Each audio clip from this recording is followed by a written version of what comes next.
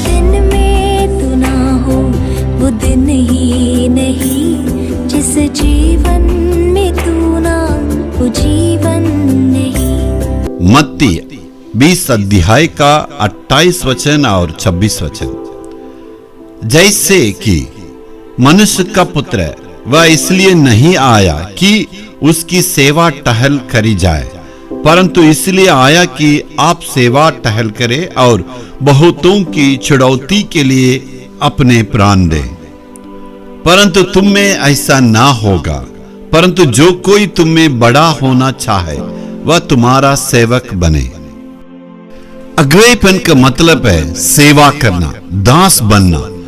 आप परमेश्वर आपको घर में एक अगुवे के रूप में, लीडर के रूप में रखें। आप पति है, इसका मतलब पत्नी के लिए जो कुछ कर्तव्य करना है उसको सही ढंग से करना है, और बच्चों के लिए जो कुछ कर्तव्य करना उसको करना है। घर में आने के बाद आप एक दास का समान सबके लिए मदद करना है।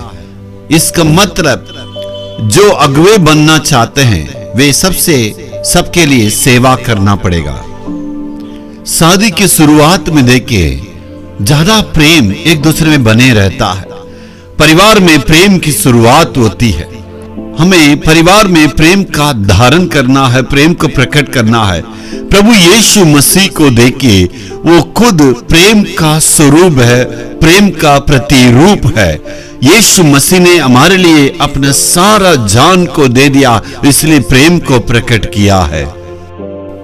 ऐसे प्रेम में रहने से परमेश्वर आपके परिवार को और आगे बढ़ाएंगे। अय्यूब 2 अध्याय का 9 और 10वें वचन। तब उसकी स्त्री उससे कहने लगी, क्या तू अब भी अपनी कढ़ाई पर बना है? परमेश्वर की निंदा कर और चाहे मर जाए तो मर जा। उसने उससे कहा, तू एक मूढ़ी स्त्री की सी बातें करती है। क्या हम जो परमेश्वर के हाथ से सुख लेते हैं दुख ना ले? इन सब बातों में भी अय्यूब ने अपने मुंह से कोई पाप नहीं किया।